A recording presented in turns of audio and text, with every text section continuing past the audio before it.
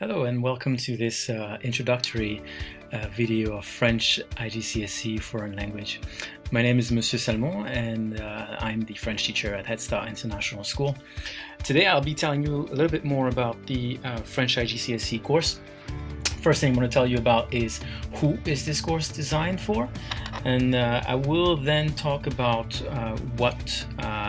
give you a quick overview of what do we study throughout the 2 years.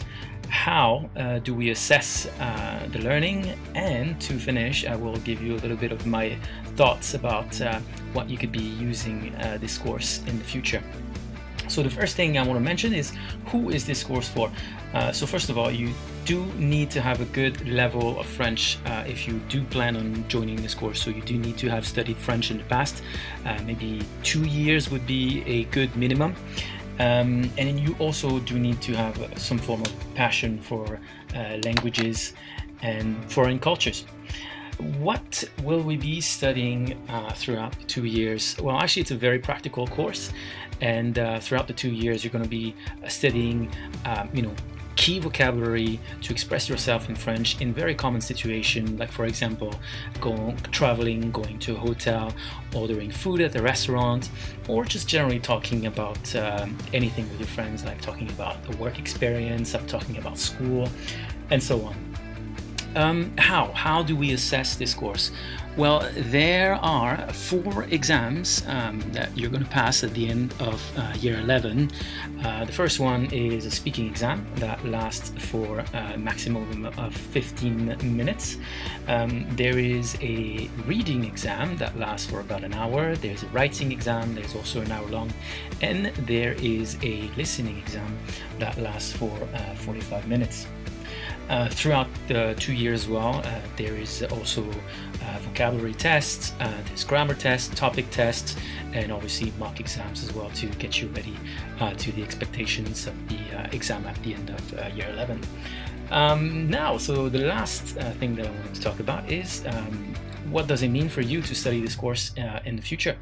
Well, first of all, you could probably be tempted to study an A-level in French in year 12 and 13.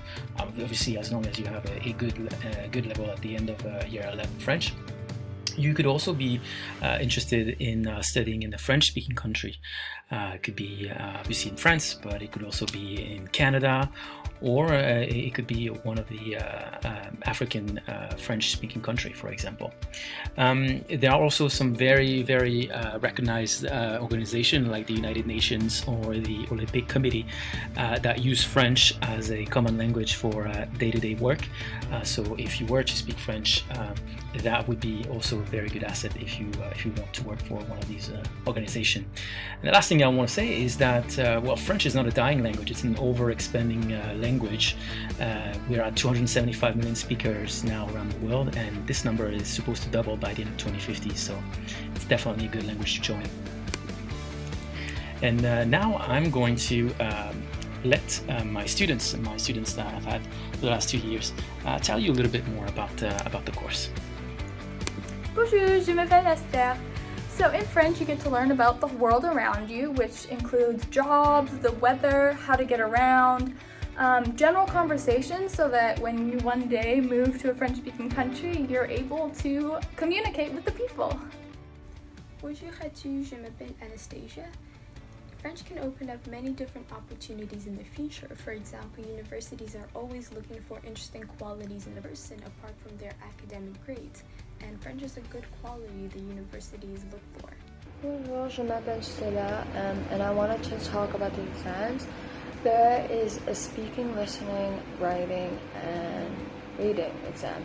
And I really like the listening one because I find that one the easiest personally. And it doesn't require a lot of skills, but on the other hand, like reading and speaking and writing require a bit more skills than listening.